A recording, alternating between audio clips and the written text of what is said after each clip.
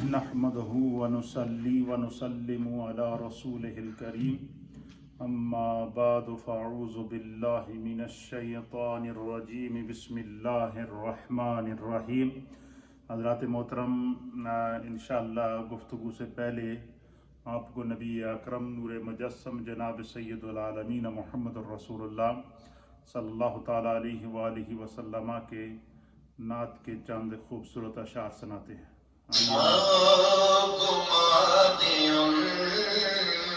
کی بلا میں خدا ہمیں ایسا گما دے ان کی بلا میں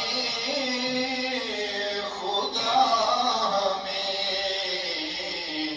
ڈھونڈا کرے پر اپنی خبر کو خبر نہ ہو، ڈھونڈا کرے پر اپنی خبر کو خبر نہ ہو۔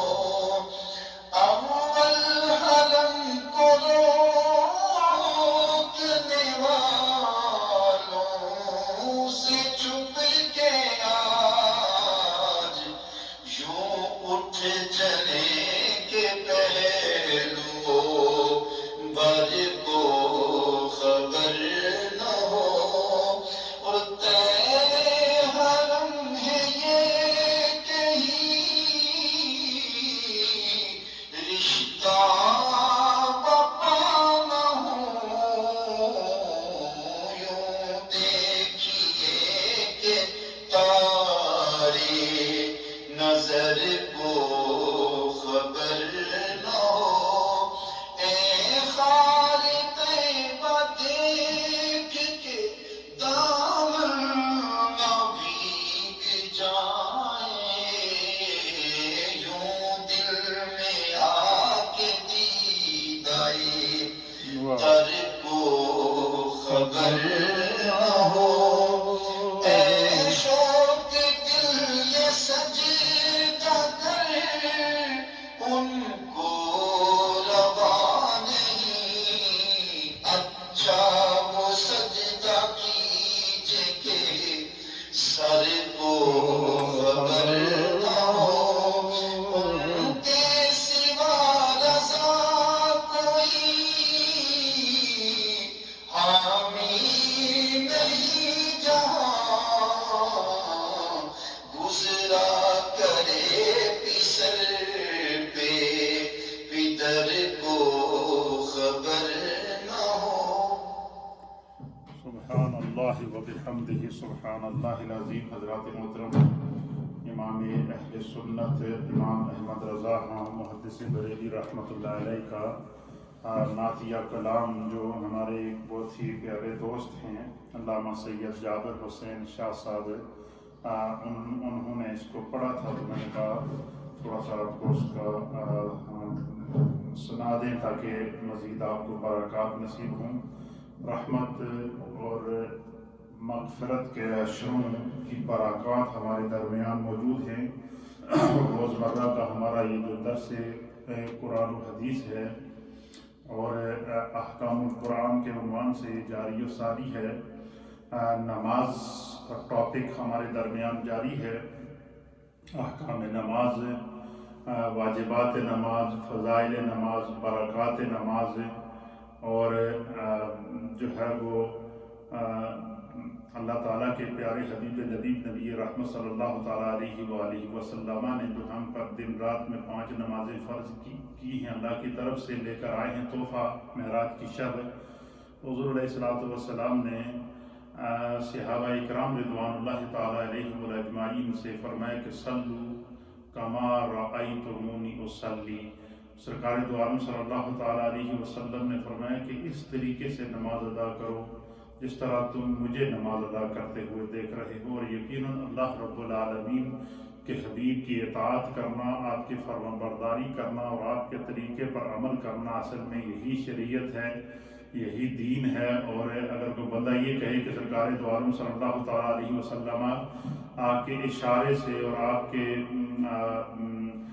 اطاعت سے منحرف ہو کر جو ہے میں عبادت کر لوں گا، تو یہ نہ تو وہ عبادت اللہ کی بارگاہ میں مقبول ہوتی ہے، نہ اللہ کے رسول کی بارگاہ میں مقبول ہوتی ہے۔ اللہ رب العالمین کے حبیب کا ارشاد ہے، حضرت عبداللہ بن عمر رضی اللہ تعالیٰ عنہ اس حدیث کے راوی ہیں، آپ بیان کرتے ہیں کہ قال رسول اللہ صلی اللہ تعالیٰ علیہ وآلہ وسلم کہ اللہ کے حبیب علیہ السلام نے فرمایا کہ لا یؤمن احدکم حتی یکون ہواہ تبعا لما جئت بہ۔ اللہ کے حبیب علیہ السلام نے فرمایا کہ تم میں سے کوئی شخص اس وقت تک مومن نہ ہوگا جب تک کہ اس کی خواہش میرے لائے ہوئے طریقے کے تابع نہ ہو، یعنی اپنے خواہش کو بھی سرکار دو عالم صلی اللہ علیہ وسلم کے تابع جب تک ہم نہیں کریں گے تو پتہ چلا کہ ہماری جو عبادات ہیں، ریاضات ہیں، حج ہیں، عمرے ہیں، جو کچھ بھی ہے، اگر اللہ کے حبیب دنیا میں نہ آتے تو ہمیں اس کا کوئی پتہ نہیں چلتا کہ یہ کیسے عبادات ادا کرنی ہے۔ تو جو بھی دین اور جو بھی بخشش اور مغفرت اور رحمت ہمیں مل رہی ہے، یہ اللہ کے حبیب کے صدقے ہمیں مل رہی ہے۔ میں نے اس سے پہلے آپ کی خدمت میں وضو کے احکام، طہارت کے احکام، قرآن سے نماز کی فضیلت، احادیث سے نماز کی فضیلت اور آج احکام نماز آپ کی خدمت میں پیش کروں گا کہ جس طرح وضو کے لیے میں نے آپ کی خدمت میں پیش کیا تھا کہ 4 فرض رکھے گئے ہیں، پھر وضو کا سنت طریقہ آپ کی خدمت میں پیش کیا گیا ہے، اسی طرح کوئی بھی عبادت ہو، کوئی بھی ریاضت ہو، اس کا کوئی نہ کوئی شریعت کے اندر کرائٹیریا رکھا گیا ہے، کچھ اس کے شرائط رکھے گئے ہیں، کچھ اس کے فرائض ہیں، کچھ اس کے واجبات ہیں، کچھ اس کے سنن ہیں جن کا ادا کرنا انتہائی ضروری اور لازمی ہے۔ اور جس طرح ہمیں وضو کے مسائل سیکھنے میں اللہ نے ہمیں تو سعادت عطا فرمائی ہے، اسی طریقے سے نماز کے مسائل کا سیکھنا بھی ہر مسلمان کے لیے انتہائی ضروری ہے، کیونکہ ہم دن رات میں 5 مرتبہ جو نماز ادا کرتے ہیں، تو اگر بندہ ایک دن میں 5 دفعہ نماز پڑھے اور اس کے باوجود اگر اس کی نماز صحیح نہ ہو، اور پھر نماز بھی ایسی نماز کی جس کے بارے میں اللہ کے حبیب علیہ السلام نے فرمایا کہ اول ما یحاسب بہ العبد والصلاۃ، کہ نبی پاک صلی اللہ علیہ وسلم فرمایا کہ قیامت کے دن اللہ تعالیٰ سب سے حساب، جو بندے سے جو حساب لے گا تو سب سے پہلا سوال جو ہے وہ نماز کے بارے میں ہوگا۔ اور نبی پاک صلی اللہ علیہ وسلم نے فرمایا کہ اگر اس کی نماز صحیح ہوگی تو اس کے باقی اعمال کو بھی اللہ تعالیٰ صحیح قرار دے گا۔ اس لیے نماز کا سیکھنا، نماز کا سمجھنا یہ انتہائی ضروری ہے۔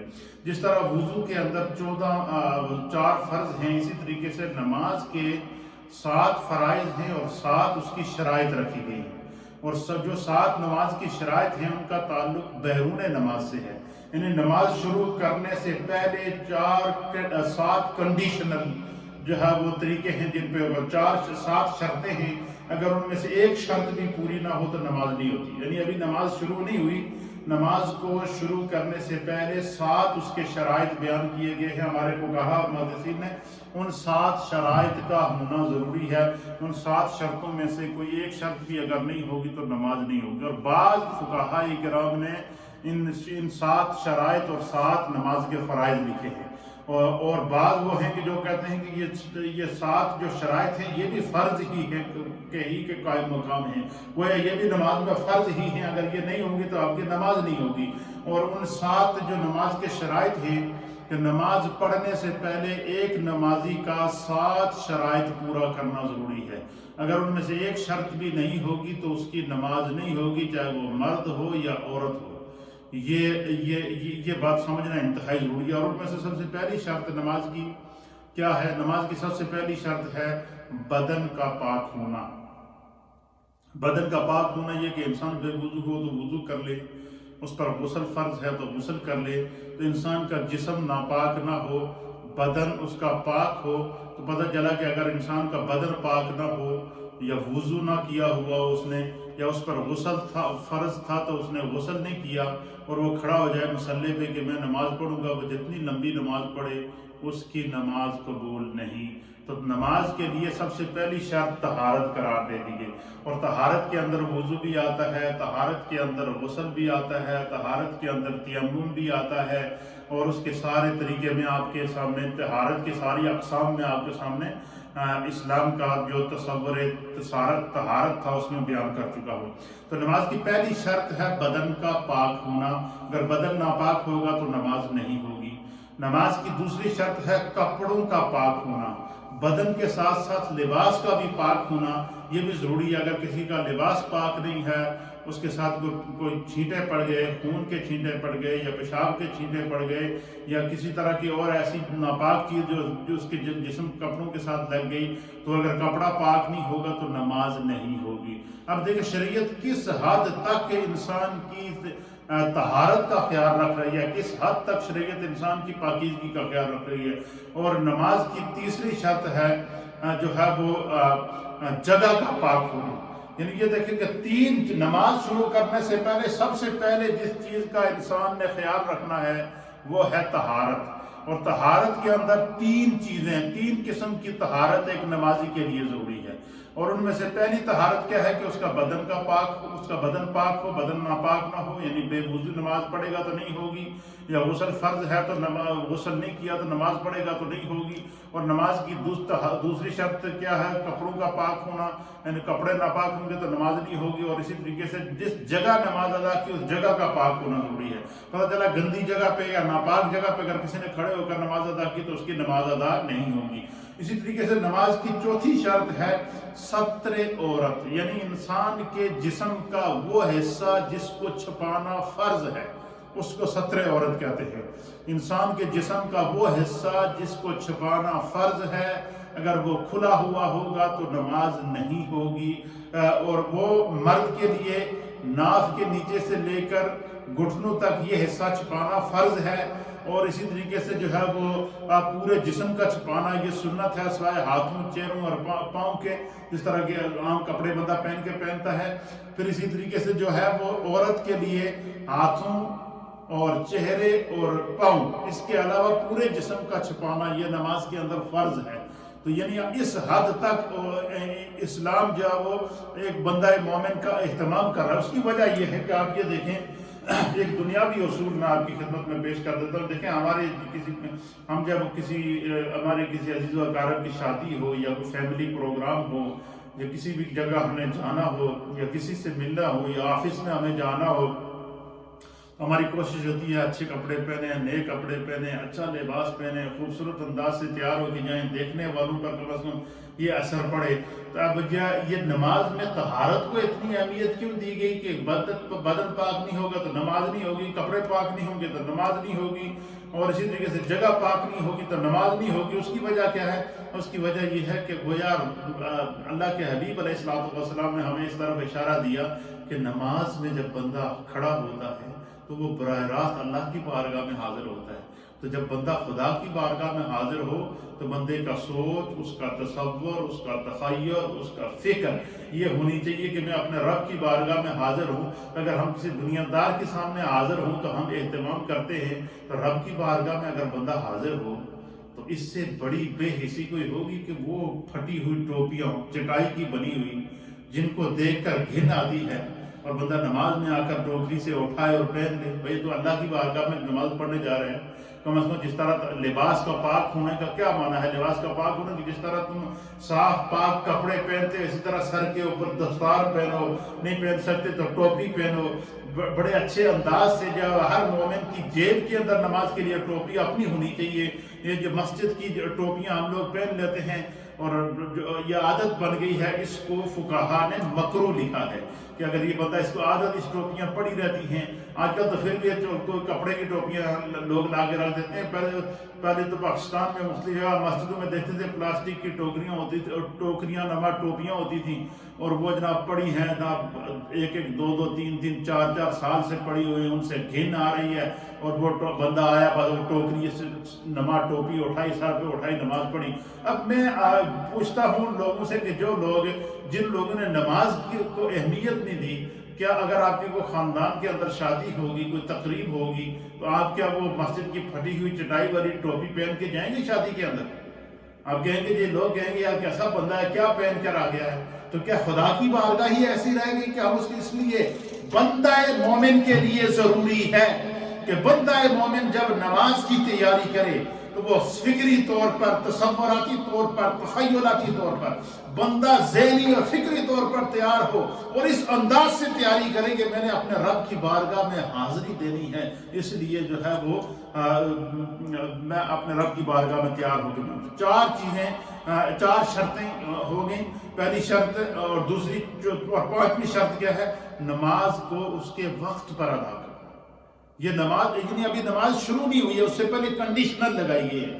پہلی کنڈیشن بدن کا پاک ہونا، دوسری کنڈیشن کپڑوں کا پاک ہونا، تیسری کنڈیشن جگہ کا پاک ہونا، اور چوتھی کنڈیشن کیا ہے کہ انسان کا جو ہے وہ ستر عورت جسم کا وہ حصہ چھپانا جو فرض ہے، اور پانچویں کنڈیشن کیا ہے؟ نماز کا وقت کا ہونا، ہر نماز کو اس کے وقت پر ادا کرنا۔ اللہ تعالیٰ نے قرآن حکیم فرقان مجید میں فرمایا ان الصلاۃ کانت علی المؤمنین کتابا موقوتا، کہ اللہ تعالیٰ نے ہر مومن کے اوپر نماز کو، 5 وقت کی نماز کو وقت مقررہ پر فرض کر دیا۔ ظہر کی نماز میں بندہ ظہر ہی پڑھے گا، اور ظہر کی نماز میں بندہ یہ کہے کہ میں عصر پڑھ لوں ساتھ میں تو نہیں ہوگی۔ فجر کی نماز میں بندہ کہے میں ظہر پڑھ لوں تو نہیں ہوگی۔ ہر نماز کو اس کے وقت پر ادا کرنے کا مفہوم کیا ہے کہ جو حکم اللہ اور اس کے رسول نے دیا ہم نے اس کو فالو کرنا ہے۔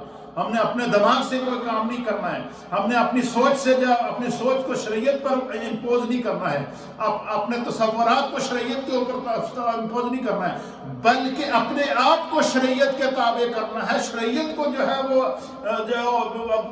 وہ شریعت کے اوپر حاوی ہونے کی ہم نے کوشش نہیں کرنی ہے۔ اسی طریقے سے بعض لوگ کہتے ہیں داڑھی نہ رکھنا یہ گناہ ہے، داڑھی نہ رکھنا یہ گناہ ہے، داڑھی مونڈنا یہ مرد کے لیے فسق ہے، اور حضور نے فرمایا کہ فاسق آدمی کے پیچھے نماز نہیں ہوتی، یعنی جو بندہ داڑھی مونڈ رہا ہوگا اگر اس کو اگر امام بنائیں گے تو اس کے پیچھے نماز نہیں ہوگی، کیونکہ وہ اعلانیہ گناہ کر رہا ہے۔ تو اگر بندہ داڑھی نہ رکھے تو وہ گناہ گار ہے۔ اللہ تعالیٰ کی بارگاہ میں دعا ہوتی ہے کہ خدا اس کو توفیق دے دے، لیکن بندہ داڑھی کا انکار کر دے یا داڑھی کی توہین کرے، یہاں آ کر مسئلہ چینج ہو جاتا ہے۔ اسی طریقے سے بعض لوگ ہوتے ہیں کہ نماز نہیں پڑھتے۔ اب نماز نہ پڑھنا یہ گناہ کبیرہ ہے، اور بار بار بندہ جو ہے وہ اگر اس کی سستی کرے گا تو وہ پھر اس کا دل اتنا سخت ہو جائے گا کہ وہ اس کا ایمان معرض خطر میں پڑ جائے گا۔ تو نماز نہ پڑھنا یہ گناہ ہے، لیکن بندہ نماز کا انکار کر دے تو کافر ہو جائے گا، کیونکہ اس نے خدا کے حکم کا انکار کر دیا۔ تو اس لیے یہ بڑے نازک مسئلے ہیں۔ ہمارے ہاں لوگ یہ ہوتے ہیں کہ وہ کیڑے نکالتے ہیں مسئلوں کے اندر۔ یہ ٹوپی مسجد کی پڑھی، اٹھا کے نماز پڑھ لی، اجی کوئی کہ اگر کوئی بھی دے دیجیے چھوڑو جی تسی کون ہو، تسی کیوں منع کر دے ہو؟ تو بھائی اللہ کی بارگاہ میں جب بندہ جا رہا ہے، کوئی کسی کو منع کرے یا نہ کرے، کم از کم مسلمان کی سوچ یہ ہونی چاہیے، تصور یہ ہونا چاہیے کہ میں خدا کی بارگاہ میں اس حال میں جاؤں کہ میرا رب مجھے دیکھ کر خوش ہو جائے۔ تو نماز کی پانچویں شرط کیا ہے؟ نماز کے اندر وقت کا ہونا۔ وقت سے پہلے اگر کسی نے نماز ادا کی تو نماز نہیں ہوگی۔ اسی طریقے سے نماز کی چھٹی شرط ہے قبلہ رخ ہو کر کھڑے ہونا۔ ان بندہ کیا ہے وہ قبلے سے منہ پھیر کے قبلے کو پیٹ کر کے کھڑا ہو جائے، کھڑا بھی مسجد میں اور پیٹ قبلے کو کر کے شروع کر دے، نماز نہیں۔ نماز کو قبلے کی طرف رخ کر کے پڑھنا یہ نماز کے شرائط میں سے ہے۔ قبلے سے ہٹ کر اگر کسی نے نماز ادا کر دی تو اس کی نماز نہیں ہوگی۔ اسی طریقے سے جو ہے وہ یہ تقریباً جو ہے وہ نماز کے اندر نماز کی نیت کرنا، نماز کی نیت کرنا یہ 7ویں شرط ہے۔ تو 7 شرائط ہیں نماز کی، یہ وہ 7 شرائط ہیں جو ابھی نماز شروع نہیں ہوئی، ابھی بندہ نماز کے اندر داخل نہیں ہوا۔ نماز میں داخل ہونے سے پہلے ایک نمازی کو ان 7 شرائط کا پورا کرنا ضروری ہے۔ اگر وہ ان 7 شرائط کو پورا نہیں کرے گا تو اس کی نماز نہیں ہوگی، اور وہ 7 شرائط یقیناً اب آپ کو یاد ہو گئی ہوں گی۔ اس کے علاوہ پھر 7 نماز کے اندر فرض ہیں، 7 چیزیں نماز کے اندر فرض ہیں، اور ان میں سے اگر ایک فرض بھی رہ جائے تو نماز نہیں ہوگی۔ اور ان میں سے پہلا فرض کیا ہے؟ تکبیر تحریمہ کہنا۔ جب بندہ نیت کر کے اللہ اکبر کہہ کے تکبیر تحریمہ کہتا ہے تو تکبیر تحریمہ کہنا نماز کے اندر فرض ہے۔ پھر اسی طریقے سے نماز میں قیام کرنا فرض ہے۔ یہ بڑا نازک مسئلہ ہے، نماز میں قیام کیا فرض ہے۔ ہمارے یہاں بعض لوگوں کی عادت ہوتی ہے کہ ان کو مثلا کوئی تھوڑی بہت تکلیف ہے، گھٹنے میں تکلیف ہے یا چلنے پھرنے میں یا کمر میں تکلیف ہے، تو وہ آتے ہیں اور فوراً آ کر جو ہے وہ کرسی لگائی، بیٹھ کے نماز ادا کر لی۔ دیکھیں بیٹھ کے نماز ادا کرنا یہ آخری آپشن ہے، یہ وہ آپشن ہے کہ بندہ جو ہے وہ نہیں کھڑا ہو سکتا۔ اب ایک بندہ گھر سے چل کر مسجد میں آ رہا ہے، تو اب وہ جب چل کر مسجد میں آ رہا ہے تو اس کا مطلب اس کو قیام پر قدرت ہے۔ اسی لیے ہمارے علماء فقہاء نے لکھا کہ اگر کوئی بندہ سجدہ نہیں دے سکتا، اس کو کمر میں تکلیف ہے، وہ اگر کرسی پر بیٹھ کر بھی نماز پڑھتا ہے تو جب قیام نماز میں ہو تو وہ کھڑا ہو جائے کرسی کے اوپر، وہ رکوع کرے، سجدہ جب کرے تو اس وقت بے شک وہ بیٹھ کے اشارے سے سجدہ کر لے۔ لیکن ہم ایک سجدے کے فرض کہ فیض سے معروم ہونے کے بجائے ہم قیام کا فرض بھی اس میں چھوڑ دیتے ہیں، رکوع کا فرض بھی چھوڑ دیتے ہیں۔ تو اس لیے جب بندہ نماز میں قیام کو جو ہے وہ فرض قرار دیا گیا ہے۔ اسی طریقے سے نماز میں قرات کا کم از کم 3 آیات کی مقدار قرات کرنا فرض ہے۔ اسی طریقے سے نماز کے اندر رکوع کرنا فرض کر دیا گیا ہے۔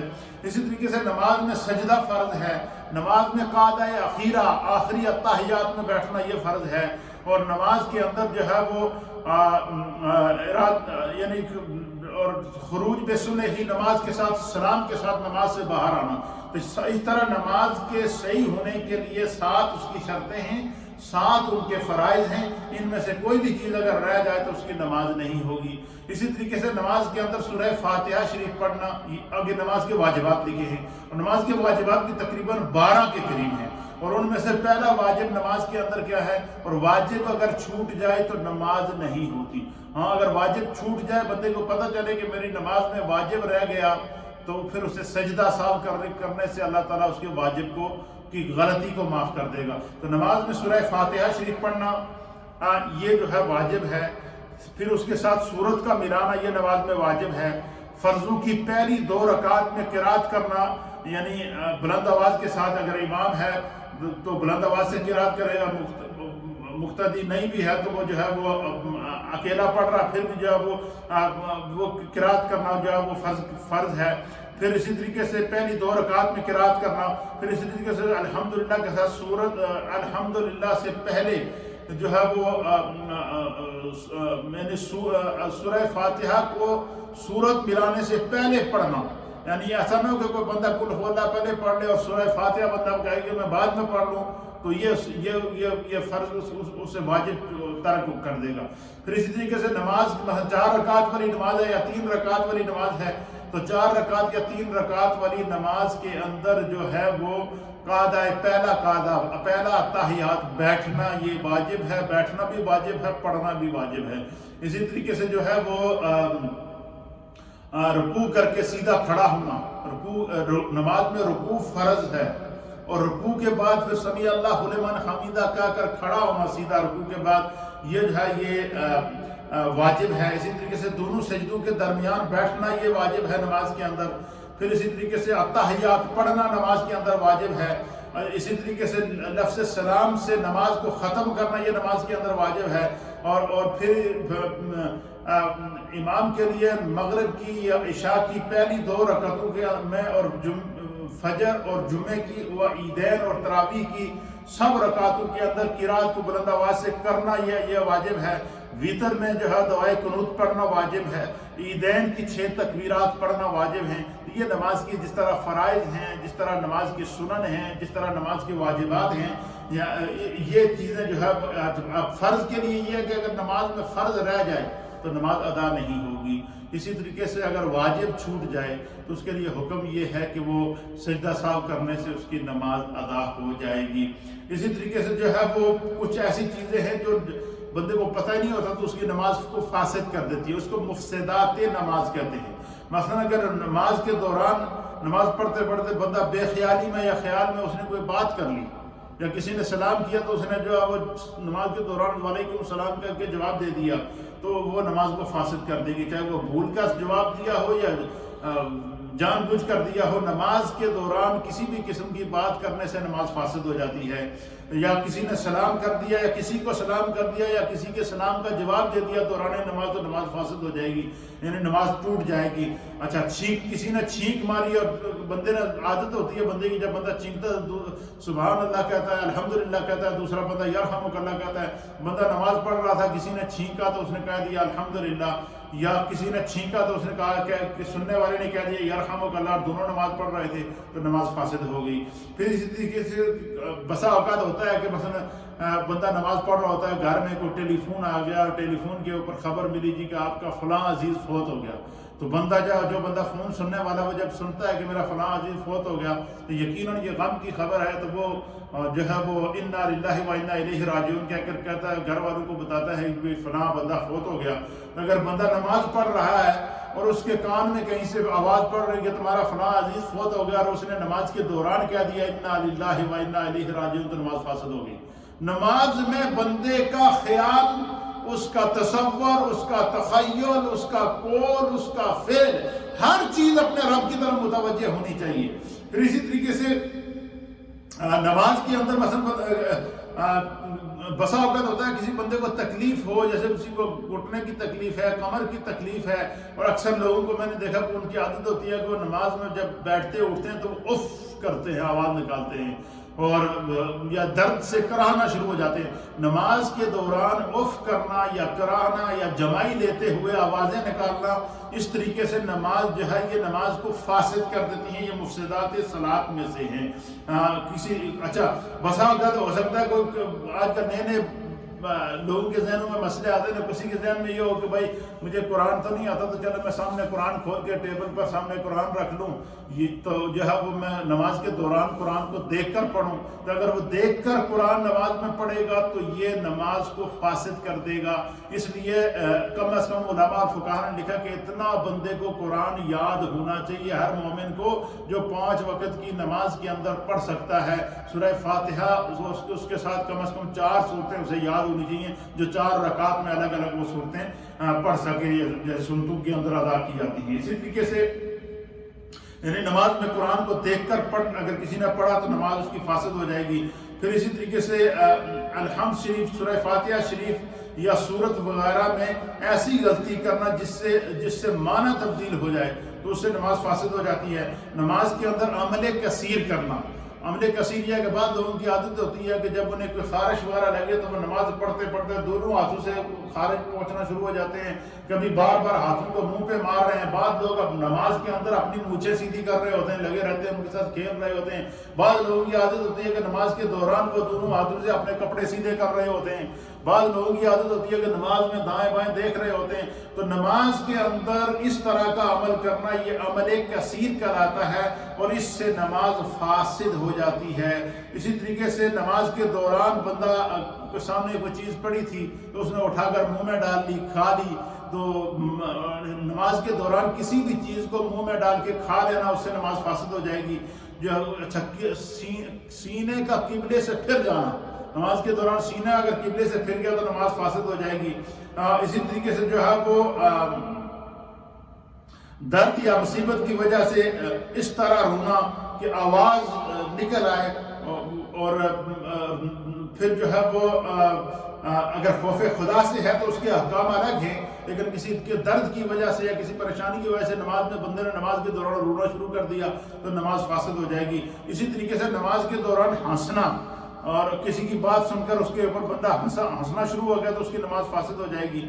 تو یہ ساری وہ چیزیں ہیں نماز کے اندر جو انتہائی ضروری ہیں بندہ مومن کی نماز کو صحیح کرنے کے لیے۔ چھوٹی چھوٹی چیزیں ہیں، یہ ہر مومن کے لیے ضروری ہے، ہمیں پتہ ہی نہیں ہوتا ہماری نماز فاسد ہو جاتی ہے، اس لیے ہمیں ان چیزوں کا جو ہے وہ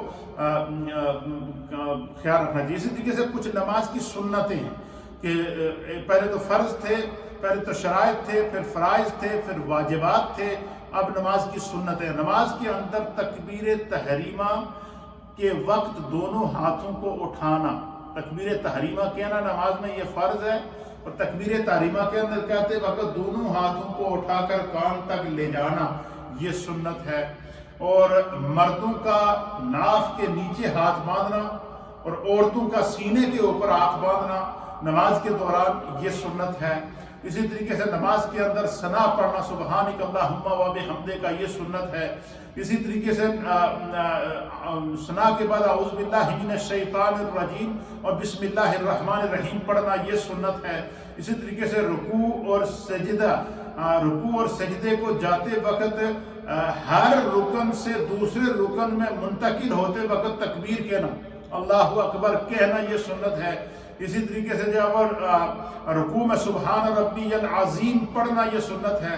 رکوع سے اٹھ کر سمیع اللہ لمن حمیدہ اور ربنا ولک الحمد کہنا یہ سنت ہے۔ اسی طریقے سے سجدہ میں کم از کم 3 مرتبہ تسبیح پڑھنا یہ سنت ہے۔ دونوں سجدوں کے درمیان اور اتحیات کے لیے مردوں کا بائیں پاؤں کو اٹھا کے رکھنا اور عورت کا اٹھا کے رکھنا اور دائیں پاؤں کو جو ہے وہ بائیں پاؤں کو بچھا کے رکھنا اور دائیں پاؤں کو جو ہے وہ کھڑا رکھنا، یہ مرد کے لیے ہے۔ اور عورتوں کے لیے دونوں پاؤں کو سیدھی طرح سے بچھا کے رکھنا اور اس کے اوپر بیٹھنا جو ہے یہ سنت ہے۔ درود شریف پڑھنا نماز کے اندر یہ سنت ہے۔ اور اسی طریقے سے درود کے بعد دعا پڑھنا ربی جعلنی مقیم الصلاۃ ومن ذریتی یہ سنت ہے۔ اور اسی طریقے سے سلام پھیرتے وقت دائیں طرف جب بندہ سلام پھیرے تو اس کی نیت میں یہ ہونی چاہیے کہ میرے دائیں طرف جو فرشتے ہیں جو مومنین ہیں میں ان پر سلامتی بھیج رہا ہوں، اور بائیں طرف جب بندہ سلام پھیرے تو یہ بھی نیت کے اندر ہونا چاہیے میرے بائیں طرف جو فرشتے اور انسان موجود ہیں ان کا جو ہے وہ ان کو میں سلام کر رہا ہوں۔ تو یہ نماز کی چند سنتیں ہیں۔ کچھ نماز کے اندر مستحبات ہیں، جہاں تک ممکن ہو سکے بندہ اگر نماز میں وہ اپنی کھانسی پر کنٹرول کرے۔ بعض لوگوں کی عادت ہوتی ہے کہ باہر تو بالکل ٹھیک ہوتے ہیں، ان نے جتنا کھنگنا ہونا وہ ان کے نماز کے اندر کھنگ دیں اور نماز میں کھانسنا شروع ہو جاتے ہیں۔ تو بے وجہ سے نماز میں کھانسنا نہیں چاہیے۔ اگر کسی کی بیماری ہے تو وہ ایک عذر ہے، لیکن جو ہے وہ کوشش یہ کرنی چاہیے کہ نماز میں بار بار کھانسے نہیں۔ اسی طریقے سے بعض لوگوں کی جمائی آ جاتی ہے، تو جمائی جب آئے تو جمائی کے لیے جو ہے وہ بایاں ہاتھ آگے رکھ دے منہ کے آگے، لیکن آواز وغیرہ کوئی نہ نکالے جو ہے وہ۔ پھر اسی طریقے سے جو ہے وہ کچھ نماز کے مکروہات ہیں۔ بعض لوگوں کی عادت ہوتی ہے کہ وہ کپڑوں کو سمیٹتے رہتے ہیں، کپڑوں کے ساتھ کھیلتے رہتے ہیں، یہ مکروہ ہے نماز کے اندر۔ جسم یا کپڑے سے کھیلنا نماز کے اندر۔ بعض لوگوں کی عادت ہوتی ہے کہ وہ ایسے ہاتھوں کے انگلیوں سے چٹکارے نکالتے رہتے ہیں، نماز کے دوران بھی وہ لگے رہتے ہیں، یہ مکروہات میں سے ہے۔ اسی طریقے سے دائیں اور بائیں گردن کو موڑ کر آگے پیچھے دیکھنا، کان آ رہا ہے کان جا رہا ہے، ساتھ میں نماز ہی پڑھ رہا ہے، یہ مکروہ ہے نماز کے اندر۔ اسی طریقے سے نماز کے اندر انگڑائی لینا، جسم کی سستی کو دور کرنے کے لیے بعض لوگ جو انگڑائی لیتے ہیں اور نماز کے اندر یا اگر انگڑائی بندہ لینا شروع کر دے تو یہ بھی مکروہ ہے نماز کے اندر۔ جو پھر جو ہے وہ یہ ساری وہ چیزیں ہیں جن کے لیے نماز کا جو ہے وہ انتہائی جو ہے وہ سیکھنا ضروری اور لازمی ہے۔ یہ چونکہ نماز کے بنیادی احکام تھے اس لیے میں نے آج ان کو آپ کی خدمت میں پیش کر دیا ہے، تاکہ یہ وہ نماز پڑھنے کے لیے ایک مومن کا ہونا، جس طرح وضو کے فرائض، اس کے واجبات، اس کے سنن ہیں، اسی طریقے سے نماز کے شرائط، اس کے فرائض، اس کے واجبات۔ نماز میں 7 چیزیں وہ ہیں جو نماز سے پہلے شرط ہیں، اگر ان میں سے ایک بھی پوری نہیں ہوگی تو نماز نہیں ہوگی۔ نماز کے 7 شرطیں ہیں اور 7 اس کے فرائض ہیں۔ اسی طریقے سے نماز کی سنتیں ہیں، نماز کے واجبات ہیں۔ یہ ساری چیزیں ایک نمازی کے لیے جاننا انتہائی ضروری ہیں۔ اس لیے میں نے چونکہ اس سے پہلے نماز کی فضیلت کے اوپر گفتگو کی تھی، آج نماز کے احکام پر گفتگو کر دی ہے۔ اللہ تعالی ہمیں نماز کے باب کو سمجھنے کی توفیق عطا فرمائے۔ لا الہ الا اللہ الا اللہ الا اللہ لا الہ الا اللہ الا اللہ الا اللہ محمد رسول اللہ اللہ اللہ اللہ اللہ اللہ اللہ اللہ جل جلالہ۔ اللہم صلی علی سیدنا و نبینا و مولانا محمد وعلی آل سیدنا و نبینا و مولانا محمد صلاة دائمة مقبولة تؤدی بها حقہ العظیم۔ اللهم ربنا اغفر لي ولوالدي وللمؤمنين يوم يقوم الحساب ربنا تقبل منا إنك أنت السميع العليم وتب علينا إنك أنت التواب الرحيم رب اغفر وارحم وأنت خير الراحمين.